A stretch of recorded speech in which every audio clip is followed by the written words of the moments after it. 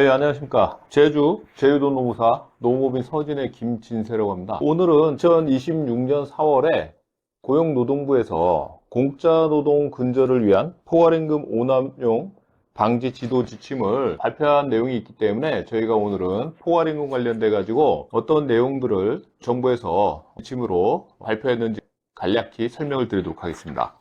자, 우선 포괄임금이란 쉽게 얘기 드리면 연장이든 야간이든 휴일 근로가 불규칙하거나 아니면 고정적으로 연장이나 야간 근무가 발생하는 사업장에서 고정적으로 연장 야간 휴일에 대한 금액을 전체 임금액에 포함시켜 가지고 지급을 하는 제도라고 볼 수 있겠죠. 근데 이런 포괄임금을 사업장에서 사용하는 도중에 무분별하게 사용하거나 아니면 그 전체 임금액 속에 명확히 구분을 하지 않거나 아니면 연장 야간 휴일 근무를 실질적으로 근무한 시간보다 한정된 금액이 적었을 경우에는 관련 법령 위반으로 임금 체불이나 문제들이 발생할 수 있습니다. 그래서 오늘은 이번에 26년 4월에 발표한 정부의 내용에 대해서 간략히 좀 설명드리도록 하겠습니다.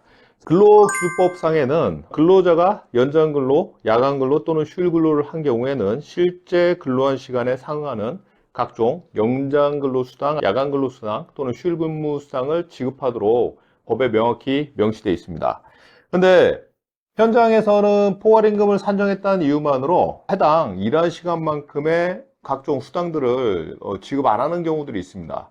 근데 대법 판례든 이번 정부의 지침에서도 포괄임금제로 연장 야간 휴일 근로를 미리 산정해 가지고 수당으로 지급한다 하더라도 우선은 실질 연장 야간 휴일 근무 등이 산정된 금액보다 더 많이 근무한 시간에 따라 금액이 산정이 된다면 그에 따라 추가로 차액을 지급하도록 명시되어 있습니다. 그리고 두 번째, 포괄임금제 관련돼 가지고 전체적인 임금을 고정적으로 수당들을 명시하거나 아니면 그냥 임금 전액으로 230, 260으로 포괄임금제를 근로자와 합의했다 하더라도 각 연장 근로나 휴일 근로 또는 야간 근로에 따른 각 임금 항목들이 명확히 구분이 돼 있어야 되고 실질적으로 산정한 시간에 산정 내역까지 명확히 그 금액에 맞게끔 구분이 되어 있어야 됩니다. 그러면 만약에 사업주들이 가끔씩 질문하시는 내용들이 있습니다.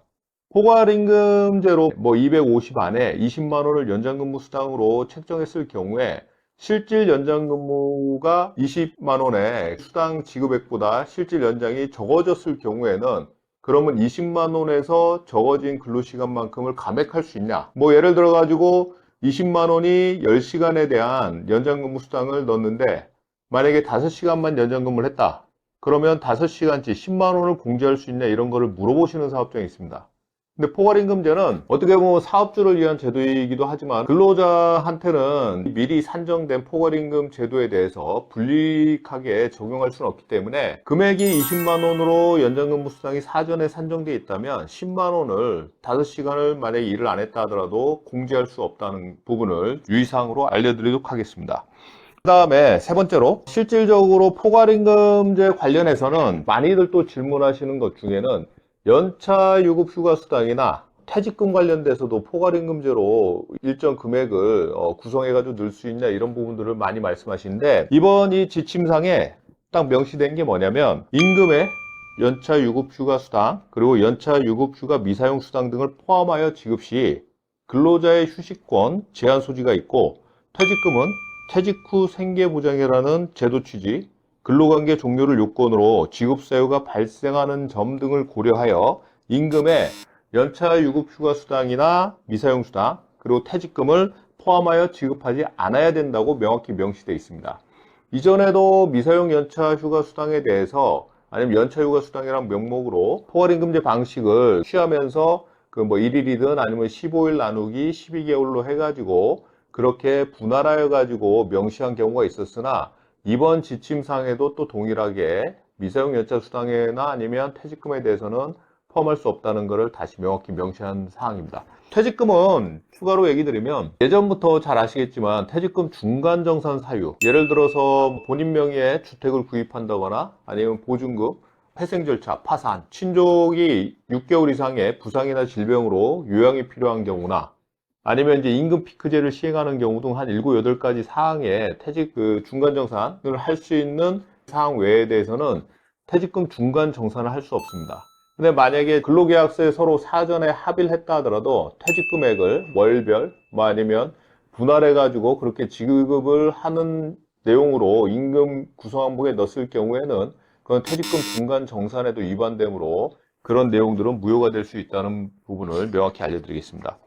가장 중요한 내용이 어떤 연장이든 휴일 근무든 아니면 야간 근무를 만약에 했을 경우에 이 포괄임금제로 산정하여 근로계약서를 작성하거나 임금을 지급하려고 할 경우에는 1차적으로 계약서 내용이든 임금 명세서든 연장이나 야간이나 휴일 근무에 따른 각종 수당들이 실질 산정 시간과 맞게끔 정확히 구분하여 명시되어 있어야 된다는 부분. 2차적으로는 포괄임금제 관련해 가지고 추가적으로 명시된 시간보다 아니면 실질 포괄임금제 산정 근로계약에 따라 가지고 산정한 시간보다 실질적으로 더 근무를 했을 경우에는 추가로 당연히 차액분을 지급해야 된다는 거.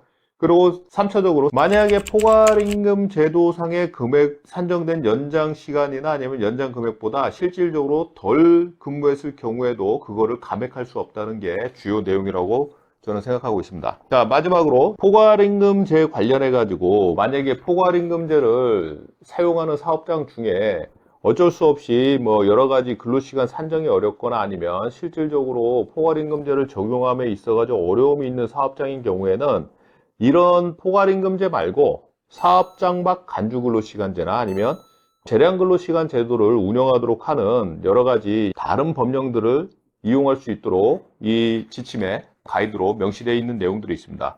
사업장 밖 간주근로시간 제도란 사업의 일부 또는 전부를 사업장 밖에서 근무하는 근로자들에 대하여 소정근로시간 또는 소정근로시간을 초과하는 통상적인 업무 수행에 필요한 통상 필요한 시간이나 관련된 휴게 시간 등에 대해서 근로자 대표를 선정해서 서면 합의를 했을 경우에는 이 사업장 밖 간주근로시간제를 사용할 수 있겠죠. 운송 업무를 하시는 분들이나 아니면 뭐 운행 업무를 하시는 분들이나 영업직 같은 경우에 사업장 밖 간주근로시간제가 필요할 수는 있겠죠.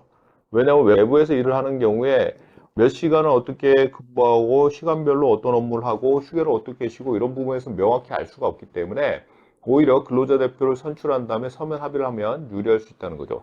자, 그 다음에 재량근로시간 제도는 업무 성질에 비추어 가지고 업무 수행 방법을 근로자의 재량에 유임할 필요가 있는 업무에 대해서 뭐 재량근로 같은 경우에는 뭐 디자인 업무나 아니면 연구나 여러 가지 그 근로기준법상에 명시된 업무들이 있습니다. 그런 업무들에 관련돼서는 근로자 대표와 서면 합의를 했을 경우에는 재량근로제를 운영할 수 있다는 거죠. 근데 해당 업무나 해당 직종이 아니었을 경우에는 사용자가 일방적으로 재량근로시간제를 운영할 수는 없다는 부분을 알고 계셔야 될 것 같습니다. 그리고 이러한 포괄임금제 관련돼서 이번 지침에는 근로시간을 기록하거나 관리하도록 주요 내용으로 명시한 사항이 있습니다. 아시다시피 근로자 같은 경우에 임금을 지급함에 있어 가지고 근로시간이 가장 기본이 돼야 되고 기초가 돼야 되기 때문에 이런 근로시간에 관련돼서 근태일지든지 근무일지 등 여러 가지 관련된 내용들 연장 근무를 할 때는 사용자가 연장 근무에 관련돼 가지고 신청서를 받든지 아니면 연장 근무 관련된 기록을 한다든지 아니면 승인하에 연장 근무를 해야지만 연장 근무 수당을 지급할 수 있다는 그런 행정 해석도 있기 때문에 이러한 내용에 근거해서 연장 근무 관련된 일지 등 기록들을 명확히 하고 근로자와 서로 객관적으로 이런 시간에 대해서 판단한 다음에 임금을 지급할 수 있는 체계가 필요하다고 생각합니다. 임금대장 역시 임금 명세서를 작성해서 교부해야 될 의무가 있는 것들은 여러분들이 잘 아시겠지만은 임금대장에도 사용자는 객관적으로 기록된 근로시간에 기초해 가지고 근로자 개인별 연장근로, 야간근로, 휴일근로를 포함한 근로시간 수가 기재된 임금대장을 작성해 가지고 그거에 따라서 이제 임금 명세서도 작성 교부하도록 되어 있죠. 오늘은 2026년 4월에 나온 포괄임금 관련된 지침에 대해서 간략히 설명드리도록 하고 다음에 또 새로운 또 노동법 관련된 이슈나 아니면 주요 사항들이 있으면 그때 또 뵙도록 하겠습니다. 감사합니다.